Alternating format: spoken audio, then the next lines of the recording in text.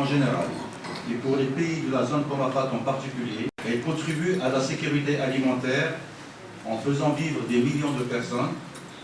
Elle participe à la création d'emplois et favorise l'entrée de devises par le biais des exportations et des accords de pêche.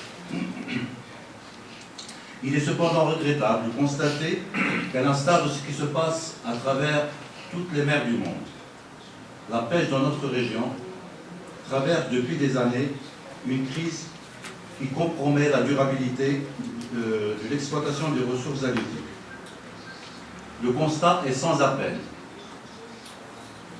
Les stocks halieutiques s'épuisent et les tendances actuelles de ceux-ci montrent des signes de plus en plus inquiétants, tels que la diminution de la taille moyenne des poissons capturés, la réduction des prises par unité d'effort de pêche de plusieurs espèces, notamment les espèces démersales côtières.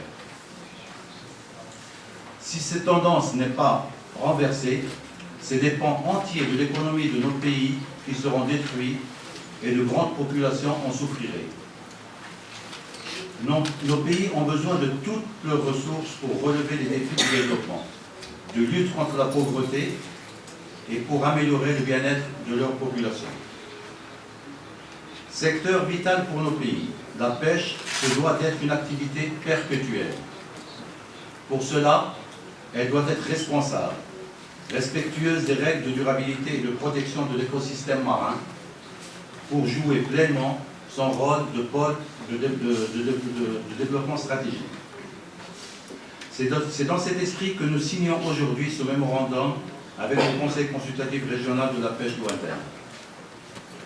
À travers ce partenariat, la Comapat souhaite contribuer à promouvoir dans ses États membres une pêche durable par l'adoption de règles et de pratiques, par l'adoption de plans d'aménagement, l'amélioration de la recherche halieutique, le renforcement des contrôles, l'harmonisation des politiques de pêche, particulièrement pour les stocks partagés ou transfrontaliers, et par le renforcement de leurs moyens et des capacités, des ressources humaines chargées de la mise en œuvre de leur politique de pêche.